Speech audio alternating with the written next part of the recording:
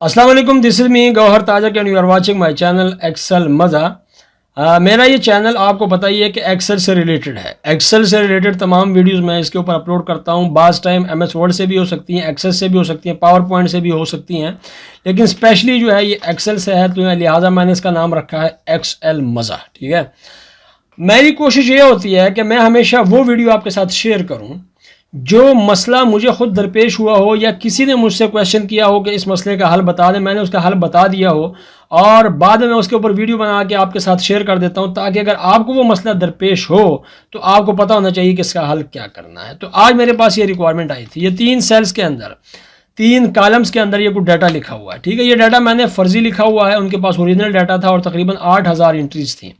और रिक्वायरमेंट ये थी कि अगर ये तीनों सेल्स खाली हों तो काउंट होना चाहिए। अगर तीनों सेल्स खाली हों तो काउंट होना चाहिए कि कितने ब्लैंक सेल्स हैं, और अगर इनमें से किसी एक में भी वैल्यू लिखी हो तो फिर उसको काउंट नहीं होना चाहिए। क्या समझ में आ गई? देखिए एक दफ़ा फिर मैं बता देता हूँ रिक्वायरमेंट क्या थी।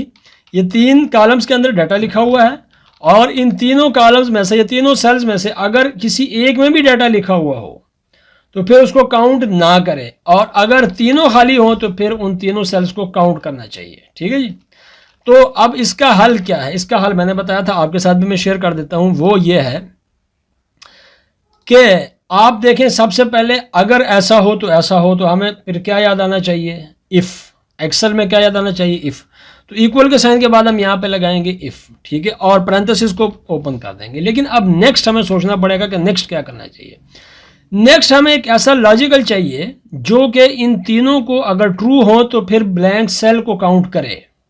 ठीक है, और अगर ना हो तो इसको ब्लैंक छोड़ दे। और वो लॉजिकल ऑपरेटर हमारे पास एंड का है, और एंड हम यहाँ पे अप्लाई कर देंगे और फिर हम पैरेंथेसिस को यहाँ पे ओपन कर देंगे। तो अब हमने 2 फंक्शंस को आपस में कंकैटिनेट किया। ठीक है, दोनों फंक्शंस को आपस में मिक्स कर दिया है, इफ़ और उसके बाद एंड। इफ़ क्या करेगा? अगर, और एंड क्या करेगा? जाके देखेगा इन तीनों में जाके कि क्या यहाँ पे ऐसा ही है जिस तरह हम चाह रहे हैं। मतलब हम क्या चाह रहे हैं कि अगर यहाँ पे ये वैल्यू जो है this is equal to blank, अगर ये ब्लैंक है, और साथ ही यहाँ पे जाए और इसको भी जाके देखो कि this is equal to blank, और साथ यहाँ पे भी जाके देखो कि this is equal to blank. ठीक है, अगर ये तीनों ब्लैंक हैं, अब देखें पैरेंथेसिस को हम यहाँ बंद कर रहे हैं, तो एंड का फंक्शन यहाँ कंप्लीट हो चुका है।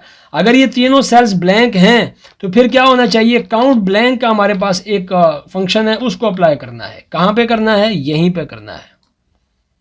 ठीक है, तो हमने लिख दिया काउंट ब्लैंक और B3 से लेकर D3 तक। पैरेंथेसिस को जब हम बंद करेंगे, लेकिन अगर ऐसा ना हो, फॉर एग्जांपल यहाँ पे ये तीनों जो है वो ब्लैंक्स ना हो, तो फिर क्या हो? फिर हमें क्या करना है? कामा लगाना है, और यहाँ पे डबल कोटेशन मार्क्स ओपन और क्लोज करने के बाद हम यहाँ पे जस्ट इंटर को प्रेस कर देंगे और एक मैसेज आएगा, उसको यस कर देंगे और बाहर आ जाएंगे। ये देखिएगा। ठीक है, अब देखिए यहाँ पे ये फंक्शन लग चुका है, ये फार्मूला हमने क्रिएट कर दिया है। फार्मूला क्या है कि इफ़, अगर जाके देखो यहाँ पे अगर ये खाली हो, जाके देखो यहाँ पे अगर ये खाली हो, जाके देखो यहाँ पे अगर ये खाली हो, फिर इन तीनों सेल्स को काउंट कर दो, और अगर ना हो तो फिर यहाँ पे कुछ नहीं करना बल्कि इसको ब्लैंक छोड़ देना है। तो ब्लैंक छोड़ने के लिए हमने यहाँ पे डबल कोटेशन मार्क को ओपन और क्लोज कर दिया। अब देखें यहाँ से नीचे तक हम इसको ड्रैग करते हैं तो आपको रिजल्ट नज़र आ जाएगा। ठीक है, ये देखिएगा, मैं नीचे तक यहाँ पे इसको ड्रैग कर रहा हूँ। ये देखिएगा, ये मैंने यहाँ पे ड्रैग कर दिया। अब देखें जहाँ जहाँ पे तीनों सेल्स, ये देखिएगा। अब मैं अगर इसको यहाँ पे फिल्टर अप्लाई कर देता हूँ, मैं यहाँ पे फिल्टर लगा लेता हूँ। ठीक है, ताकि आपको पता चले। लेकिन फिल्टर इसको इसलिए नहीं लग रहा है क्योंकि यहाँ पे कुछ लिखा हुआ नहीं, तो उसको हम ज़रा कुछ लिख देते हैं यहाँ पे ताकि ये फिल्टर ले ले, और इसको बीच में से डिलीट कर देते हैं। ठीक है, तो कंट्रोल शिफ्ट एल को प्रेस करेंगे और फिल्टर अप्लाई हो जाएगा। अब देखिएगा यहाँ पे 3 कहाँ पे आया? ये वहाँ पे आया जहाँ पे तीनों सेल्स खाली थे। ठीक है, और अगर ऐसा नहीं था तो फिर वहाँ पे नहीं आया, खाली, मतलब उसने उसको खाली छोड़ दिया। देखें यहाँ पे एक सेल खाली था, ये वाला सेल जिसको मैं यहाँ पे हाईलाइट करने जा रहा हूँ। ठीक है, यहाँ पे 2 सेल्स खाली थे, ये वाले, तो इसने इसको काउंट नहीं किया बल्कि उसको खाली छोड़ दिया। ठीक है, तो ये एक छोटा सा मसला था जो आपके साथ डिस्कस करना ज़रूरी था, जिसको मैंने इफ़ और एंड की मदद से यहाँ पे हल किया। ठीक है, आप भी अगर आपके साथ इस तरह का कोई मसला दरपेश होता है तो इस फंक्शन को आप बड़े ध्यान से समझिएगा और फिर वहाँ पे अप्लाई कीजिएगा, तो इंशाल्लाह आपका मसला हल हो जाएगा। Thank you very much for watching.